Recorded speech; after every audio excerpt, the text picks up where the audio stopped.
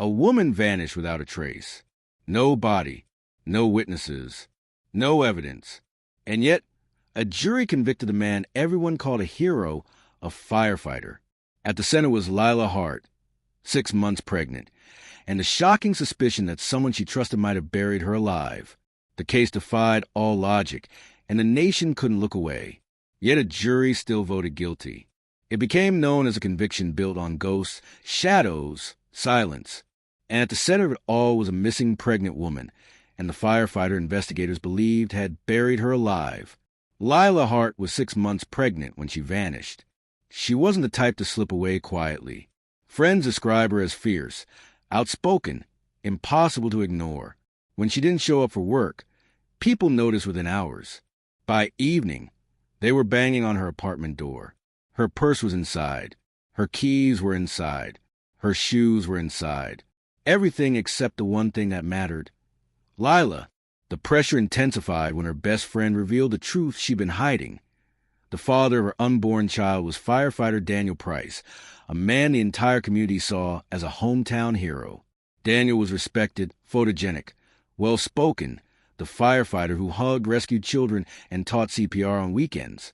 But behind that uniform was a messy secret. He was having an affair with Lila, and his wife had just found out. When police questioned him, he claimed he hadn't seen Lila in over a week, that they ended things quietly, that her disappearance had nothing to do with him. But neighbors didn't believe him, especially the elderly couple 2 doors down who heard something bone-chilling the night she vanished. It was 10:47 p.m. Mrs. Rodriguez woke to scream, a woman's scream, sharp, terrified, cut off mid-cry. Then came a man's voice. Calm, low, controlled. She swore someone yelled, "Stop! Please, stop!" Police took the report seriously until they checked Daniel's work log. At 10:47, he was clocked in at the fire station. His supervisor insisted he'd been there all night, with no proof otherwise. Detectives dropped the tip, but the screams never left Mrs. Rodriguez's mind. 3 weeks later, a twist changed everything.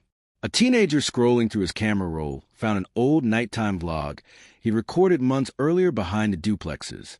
In the background, barely lit by a flickering flashlight, was a man digging a hole, a mound of fresh dirt, a shallow pit. The timestamp matched the night Lila disappeared. Officers searched the area immediately. They found disturbed soil, tire tracks, and a single blue latex glove, the same type used by firefighters. But again, no Lila, no blood, no body, nothing concrete. Investigators turned back to Daniel. He was calm, too calm. When offered polygraph, he took it without hesitation and failed every key question. His answer spiked the machine so violently the technician stopped twice to recalibrate. Still, polygraphs aren't evidence. The case remained a spinning compass with no north. Then came the diary pages. Lila kept journals, private, raw, emotional. Her family searched the ones at home but found nothing alarming.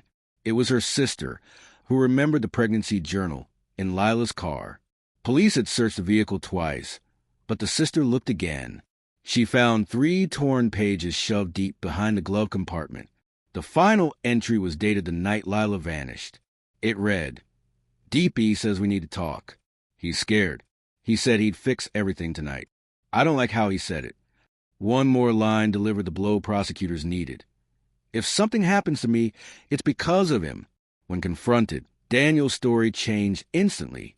Instead of denying contact, he admitted he might have seen her that night, that they maybe talked, that they maybe argued, but he couldn't remember details.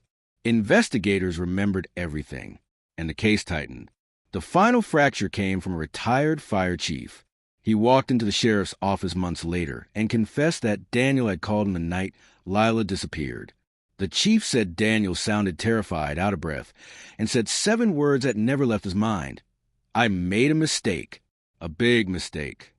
Before he could ask what happened, Daniel hung up. Still no body, still no DNA, still nothing technical, just scraps of fear, whispers of guilt, and a woman who had warned her own death was coming. Prosecutors pressed forward anyway, and in one of the most shocking verdicts in Texas history, the jury convicted Daniel Price of murder, life in prison, a conviction built entirely on circumstantial error. But 6 months after the sentencing, everything shattered again. A new homeowner moved into a property a few miles away. In her backyard sat a strange patch of dirt, dry, uneven, untouched for years. The real estate agent joked the last owners avoided the spot because their dog refused to walk over it. On her third night, the homeowner heard a faint thumping sound outside. Slow, rhythmic, then a dragging noise, like something shifting beneath the soil. She looked out the window and saw the ground move, rising, falling, like someone or something was pushing upward from below. She screamed and called the sheriff. Deputies arrived fast. They started digging. 20 minutes later, they found fabric, then a sleeve, then an arm. And when they pulled the body from the earth, the sheriff looked down, froze, and whispered one sentence that changed everything. "That's not her." The discovery that rewrites the entire case, exposes a second predator, and raises one horrifying question. If this isn't Lila, then where is she?